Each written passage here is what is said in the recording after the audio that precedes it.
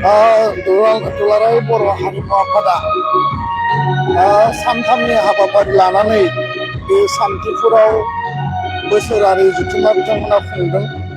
आरो दिनै जोबथा हाबाफारि हारिमु बिथिंजों बर' हारिया गोथां हारि हिसाबै थांना थानो थाखाय जोङो साहस आरो थुलुंगानाय मोनदों आरो कालचारेल आइडेन्टिटि लिंगुइस्टिक आइडेन्टिटि बर' राव आरो बर' हारिमु बेयो मोनसे जोंनि गोथां जारिमिननि मोनसे बाहागो आरो दिनैनि बे थासारियाव जोंनि आबै आबौ आजै आजौआ जिफोरो ट्रेडिसनेल आरो जिफोर जोंनि फक सं फक डान्स फक टेल्स फोथांनानै लाखिबाय आरो बेखौनो जोङो हारिनि सम्पद आरो मोनसे रिसर्स हिसाबै दिनैनि गोदान जोलैया बेखौ लानानै हाबा मावनो थाखाय साहस आरो थुलुंगानाय मोनदों। दुलाराय बर' हारिमु आफादा जोनोम जायामोनब्ला आन्दलननि समाव हारिमुनि गेजेरजों जावरिखांनाय हारिमुखौ जोङो फोथांना लाखिनायजों लोगोसे जोंनि थाखानाय जिखिनि गुबै हारिमुनि बिथिंफोर दङ बेखौ रैखाथि होनायजों लोगोसे बुहुमाव बर' हारिखौ सिनायथि होनायनि खामानिखौ हारिमु आफादा एबसुनि सोमावसारनाय आन्दलननि टाइमाव खामानि मावदों आरो दिनै मावगासिनो दङ। दा बेखायनो बर'नि गासै बिथिंखौ मोसानाय दामनाय देनाय जोंनि जिफोरो माने दङ बेफोरखौ लानानै हारिमु आफादा दिनै थांनाय 30 बोसोर खामानि मावनायनि उनाव मोनसे रोखा महर गथा महर होनो हाबाय। बागुरुम्बाया दिनै मोनसे मेथाइजों मोनसे मोसानायजों आरो मोनसे आर्टजोंनो गथा महर मोनबाय। बिदिनो बारदै सिख्लानि बाथ्रा गुबुन गुबुन। दा बेखायनो आं सानो जे दिनै गोदान जि मोनसे ट्रेन्ड फैदों दिनै आर्टिफिशियेल इन्टेलिजेन्सनि जि जुग आरो दिनै 5G बेयाव गोबां मडार्निटि आरो मडार्न माखासे ट्रेन्डफोर फैदों। दा गोदानखौ जोङो बजबनांगोन खिन्थु गोजामखौ गारनानै मालाबाबो गोदाननि माने आबुं महरा मालाबाबो सम्भब नङा। बेखायनो जोंनि गोजाम जोंनि गुबै जिखिनि गासै हारिमुनि बिथिंफोर दङ कालचारनि जिखिनि बिथिंफोर दङ बेखौ जोङो रैखा खालामनांगोन आरो गोदान जोलैया गोजामखौ जारिमिनखौ मिथिनांगोन आरो जारिमिनखौ मिथिनानै गोदानखौ जोङो संदाननांगोन। दा बेखायनो गोदान आरो गोजामनि जि मोनसे ट्रेन्ड बे मेथाइयावनो जा मोसानायावनो जा दामनाय देनायावनो जा बेनि जि मोनसे कन्ट्राडिक्सन आरो कनफ्लिक्ट बेखौ फोसाबनो थाखाय हारिमु आफादा खामानि मावगासिनो मावलांगोन। खालि जोङो पपुलारिटिनि थाखाय बा पाब्लिसिटि मोननो थाखाय बा मडार्निटिनि नामाव जोङो खालि रंजानाय लानो थाखाय जोङो बेबायदि बिथिंखौ नोजोर बोनाङा। खारन अस्ताद कामिनी कुमार नार्जारी नीलेश्वर ब्रह्म जोंनि गेजेराव सुलेखा बसुमतारी बायदियाव गोबां बेबायदि साधना आरो पन्डितफोर दङ जायफोरा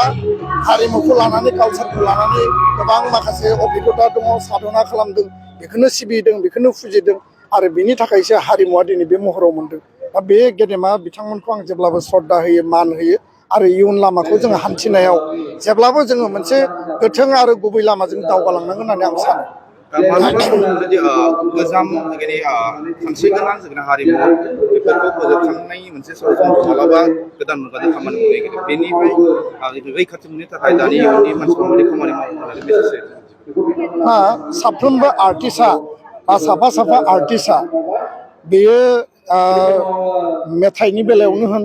मेथाइ लिरनायनि बेलायावनो होन खन्नायनि बेलायावनो होन बा मोसानायनि जिखिनि बिथिंफोर दङ दिनै हारिमु आफादा वर्कशप खालामदों। हारिमु आफादा बबेया राइट बबेया रं बा बबेया जोंनि गुबै बेयाव गोबां ओनसोल लायै ओनसोल बेयाव डिफारेन्स दंमोन खिन्थु दिनै हारिमु आफादा बेखौ गथा खालामबाय। दुलाराय बर' फरायसा आफादा बैसागोनि सिगां सिगां कालचारनि वर्कशप बैसागु मेथाइनि खन्नायनि बादायलायनायनि खाम दामनाय सिफुं दामनाय बायदिसिना बिथिंखौ लानानै जोंबो यां जेनेरेसननि गेजेराव बे प्रभाबखौ लाबोदों आरो दिनै हारिमु आफाद एबसु बा गुबुन गुबुन लेभेलाव जायफोर हारिमुनि बिथिङाव खामानि मावग्रा पन्डितफोर दङ बा गुरुफोर दङ बिथांमोननि थाखाय ओनसोल लायै ओनसोल बे जि फारागथि दङमोन बे दिनै स्र' जाबाय दा बेखायनो आं सानो जे साफ्रोमबो जायफोर गोदान आर्टिस्ट मेथाइ खनगिरियानो जा देंखो मुसे 2-3नि गेजेरजों एबसुआ दिनै गोदान मेथाइ खनगिरि सृष्टि खालामदों आरो दैखां खुंगुर बसुमतारिया रिभलिउसनारि मेथाइ खनदोंमोन गोदान जोलैया जेब्लाबो नायनांगोन जे क्लासिकेला मा ट्रेडिसनेला मा मडार्ना मा आरो जोंनि फक सं फक डान्सआ मा आरो बेखौ हमथानानैसो जों गोदानखौ निर्माण खालामनांगोन गोदानखौ दानांगोन नोङो पपुलारिटि पाब्लिसिटि नोंनि माने भिउवार्सनि थाखाय जुदि नों मडार्नखौ माने अभार नों फिउजन खालामनानै फिउजनखौनो जुदि मोनसे जातिनि अस्तित्व जातिनि बेनो गुबै कालचार बे फिउजनानो मोनसे जातिनि जोंनो बिनि सिगांनिमोन बेबायदि दिन्थियोबा हारिनि गुबै महरा गोमागोन हारिमुनि गुबै महरा गोमागोन मेथाइनि गुबै महरा गोमागोन मोसानायनि गुबै महरा गोमागोन बेखायनो बर'फोरा 5000 7000 बोसोर सिगां जायफोर पण्डिता बुंदों रायजो जादोंमोन राजा दङमोन जोंहा राजउलाफाद दङमोन गावहानो रायजो दङमोन बेयाव दावहा देरहानायाव मा मोसादोंमोन मा मेथाइ खनदोंमोन बा दावहा नांनो थांनायनि सिगां आर'नाइ गाननानै फालि गानहोनानै मा मेथाइ खननानै बिदाय हरदोंमोन बा जोंनि रंजानाय बाजानायाव माबादि जोङो मेथाइ बा मोसानाय जोङो खालामोमोन बेफोरखौ सं दाननानै मोनसे आर्काइभ मोनसे हिस्ट्रि मोनसे लिटारेचार क्रिएसन खालामनायनि गोनांथि दङ आरो हारिमु आफादा गोबां मावगासिनो एकाडेमिकेलि जोङो बड'लेण्ड इउनिभार्सिटियाव दिनै मोनसे लेभेलाव सोसननो हाबाय पोस्ट ग्रेजुवेटआव सोसननांगोन Kokrajhar music and fine arts college दङ बेयाव मिउजिकनि बागैबो बेयाव सरसा जायो एकाडेमिक लाइनाव बिनि डिग्रि होनाय जायो गुवाहाटी इउनिभार्सिटि डिब्रुगड़ इउनिभार्सिटि गासैबो लेभेलाव दूरदर्शन केन्द्रआवनो जा अल इन्डिया रेडिअ'आवनो जा जोङो नेसनेल इन्टारनेसनेल लेभेलाव बिनि पाब्लिसिटि आरो बिनि पपुलारिटि आरो एकाडेमिक आरो प्रसारनि बिथिंखौ जोङो लांनांगोन आरो बे बिथिङाव जोङो जुदि खौसे खामानि मावोबा थारैनो हारिमु आफादनि नेतृत्वआव साक्सेस जागोन होननानै आङो मिजिंथियो आथिखालाव जोङो नोजोर होयोब्ला जे मोनसे हारिमुखौ फोथांनानै लाखिनोबा कमार्शियेल बिथिंनि गोनांथि जायो दा बे खेथ्रआव कमार्शियेल बिथिंनि खेथ्रआव सारा मा परामर्श होनो सानो जेनेबा बेनि बिथिङाव मा बुंनो सानो मोनफ्रोमबो कालचाराव बेयो दिनै क्लासिकेलानो जा बा दिनै मडार्न सङानो जा ट्रेडिसनेल सङानो जा बा मोसानाय मुसुरनाय दामनाय देनायानो जा बेयाव कमार्शियेलाबो एखेलेगे मोनसे बिथिङाव थायो आरो कमार्शियेल बा नोङो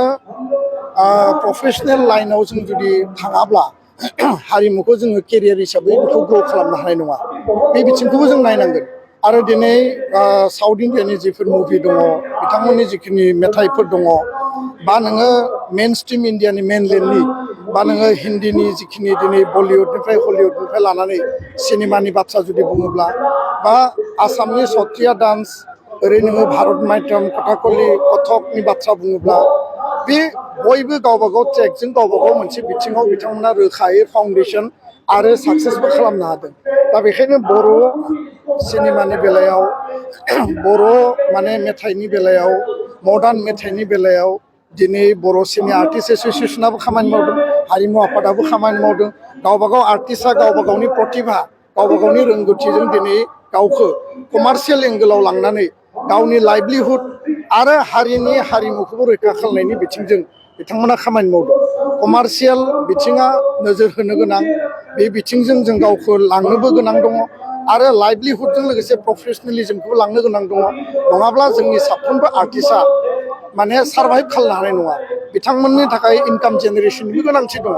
आरो सासे महरगिरिनि थाखाय सासे आर्टिस्टनि थाखाय कमार्शियेलाइजेसन लाइभलिहुडा जेब्लाबो एटाच थायो नङाब्ला जोङो मालाबाबो सास्टेन जानो हानाय नङा आरो बेखौ बै लेभेलाव लांनांगोन खिन्थु गुबै ओंथिया जाहैबाय जाय जिखि मावा मानो